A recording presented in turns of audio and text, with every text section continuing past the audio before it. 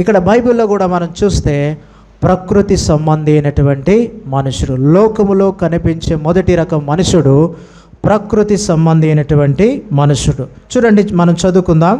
1 కొరింథీ 2:14 ప్రకృతి సంబంధి అయినటువంటి మనుషుడు దేవుని విషయములను అంగీకరింపడు, అవి అతనికి వెర్రితనముగా ఉన్నవి. 1 యోహాను 2:17 ప్రకారము లోకమును దాని ఆశయు గతించి పోవచ్చున్నవి. ఈ లోకములో ఉండేటువంటి ప్రకృతి సంబంధి అయినటువంటి మనుషుడు కూడా ఏమవుతాడు? గతించిపోతాడు. ప్రకృతి సంబంధించినటువంటి మనుషుడు ఏం చేస్తాడంట? దేవుని సంగతులను పట్టించుకోడు, వెర్రితనంగా ఉంటాయి. అందుకని మన జీవితాల్లో ప్రకృతి సంబంధి అయినటువంటి మనస్తత్వాన్ని మనము కలిగి ఉండకూడదు. ప్రకృతి సంబంధి అయినటువంటి మనస్తత్వము కలిగి ఉంటే ఆ వ్యక్తి ద్వారా దేవునికి కానీ, దేవుని సంఘానికి కానీ, తనకు కానీ, వ్యక్తిగతంగా తనకు కానీ, తన కుటుంబానికి కానీ ఎటువంటి దీవెన ఆశీర్వాదము ఉండదు. లోకం ఇచ్చేటువంటి ఒక వ్యక్తి ఎవరంటే ప్రకృతి సంబంధి అయినటువంటి మనుష్యుడు. ఈ ప్రకృతి సంబంధి అయినటువంటి మనుష్యుడు ఏం చేస్తాడంట? చూడండి, 1 కొరింథీ 2:14 ప్రకృతి సంబంధి అయినటువంటి మనుషుడు దేవుని ఆత్మ విషయములను అంగీకరించడు, అసలు ఒప్పుకోడు. దేవుని ఆత్మ విషయాలను, దేవుని వాక్యాన్ని ఏం చేయడంట? ఒప్పుకోడు, అంగీకరించడు. మనం ఒక మాట మాట్లాడితే తను ఒక మాట మాట్లాడతాడు. అంత విరోధంగా నడుస్తాడు, అంత విరోధంగా మాట్లాడతాడు. లోకం ఇచ్చేది ఏదైనా నాసిరకముదే. లోకమిచ్చే ఏ మనుషుడైనా, లోకములో నుండి వచ్చే ఏ మనుషుడైనా ఆ వ్యక్తి కొద్ది కాలం ఉండే వ్యక్తియే. లోకము ఇచ్చేటువంటి వ్యక్తి ద్వారా ఎటువంటి లాభము ఉండదు. అందులో లోకం ఇచ్చేటువంటి మొదటి వ్యక్తి ఎవరంటే ప్రకృతి సంబంధి అయినటువంటి మనుష్యుడు. ఈ మనుషుని ద్వారా తనకు లాభం ఉండదు, కుటుంబానికి లాభం ఉండదు, సంఘమునకు లాభం ఉండదు, సార్వత్రిక సంఘానికి లాభం ఉండదు, ఎవరికి కూడా లాభం ఉండదు. ఒకవేళ ఈ మధ్యాహ్న కాల సమయంలో ఇంతవరకు నీ జీవితాన్ని ఎట్లా జీవించినావు? నీవు దేవుని ఏం చేస్తాడంటే ఈయన దేవుని ఆత్మ విషయములను అంగీకరించాడు. కొంతమంది వాదిస్తూ ఉంటారు, అంగీకరించరు, ఇదెట్లా అదెట్లా అని. దేవుడు చెప్తున్నాడు, దేవుని వాక్యములు ఉంది అన్న కూడా నమ్మరు వాళ్ళు కదా. ఆ వ్యక్తి ప్రకృతి సంబంధి అయినటువంటి మనుష్యుడు. ఈ లోకం ఇచ్చే ప్రకృతి సంబంధి అయినటువంటి మనుషుడు కూడా ఏమవుతాడండి? చిరకాలం నిలిచి ఉంటాడా? ఎప్పటికీ వర్ధిల్లుతూ ఉంటాడా? ఏమవుతాడు? ఒక దినం వస్తుంది, ఏమవుతాడు? గతించిపోతాడు. అందుకని కీర్తనల గ్రంథంలో రాయబడుతూ వచ్చింది, భక్తిహీనులు ఎట్లుంటారంట? కీర్తనల గ్రంథంలో భక్తిహీనులు చిగురాకు వలె వర్ధిల్లుతారు. సరే, నీతిమంతుడు అట్లా దారిన పోయి చూసినాడు, మరలా వచ్చి చూసినాడంట, ఉన్నాడా లేడా అని. ఏమవుతూ వచ్చింది? అక్కడ అసలు ఆ స్థలములో ఆ చిగురాకు లేదు, ఏది లేదు. చూడండి, చాలామంది మందిరానికి రారు, మంచి ఉద్యోగం చేస్తారు, మంచిగా వర్ధిల్లుతారు, వాళ్ళు ఏ పని చేసినా సఫలమవుతుంది.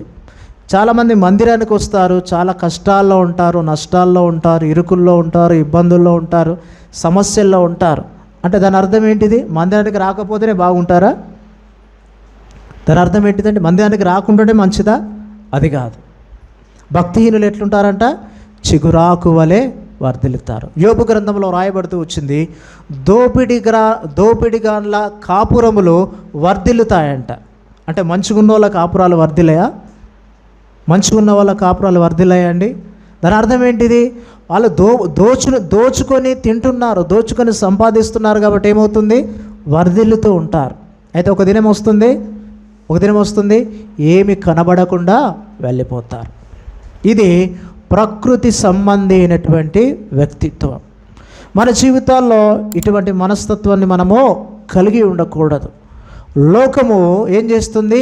ఎటువంటి వ్యక్తి అయినా ప్రకృతి సంబంధి అయిన మనిషిని వలె తయారు చేస్తుంది. లోకం ఎటువంటి వ్యక్తినైనా ప్రకృతి సంబంధి అయినటువంటి మనుషుని వలె తయారు చేస్తుంది.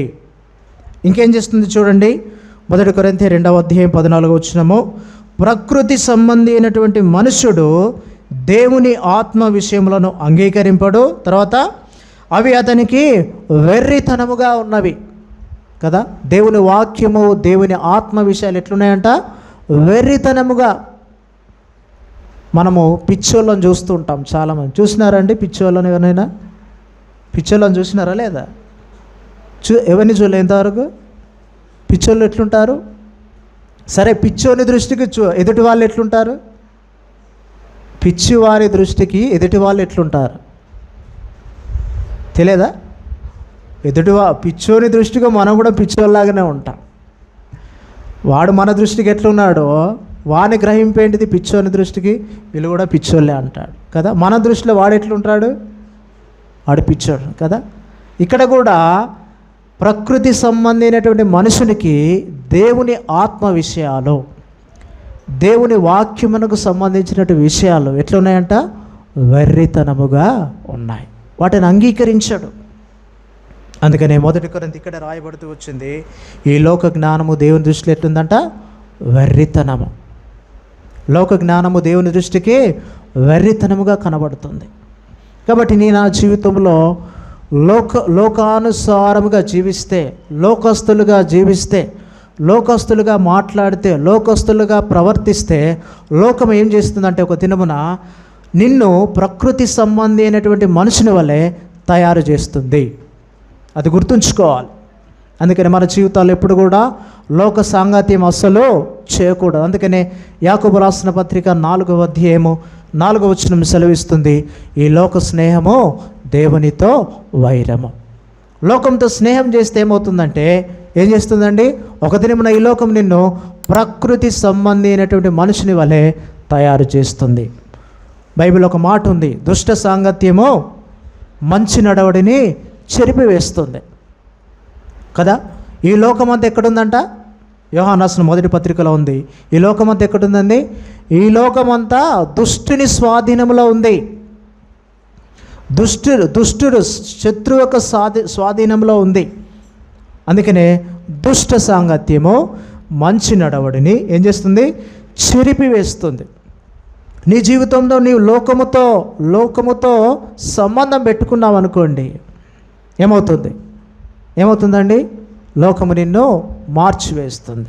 ఇశ్రాయేలు ప్రజలు మనం చదివినట్లయితే బిలాము ఏం చేసినాడు అండి? బాలాకు ఏం బోధ నేర్పించినాడు?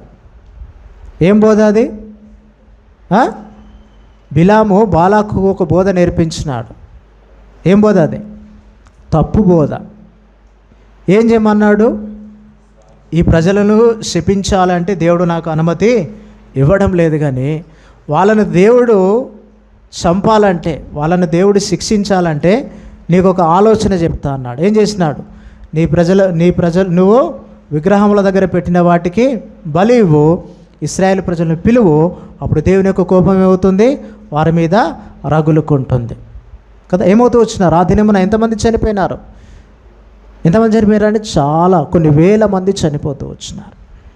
అందుకనే ద్వితీయోపదేశ కాండంలో, నిర్గమకాండంలో ప్రభువు మోషేతో చెప్తూ వచ్చినాడు, మీరు మీ చుట్టూ ఉన్నటువంటి అన్య దేశముల యొక్క ఆచారముల చొప్పున మీరు చేయకూడదు, ప్రవర్తించకూడదు.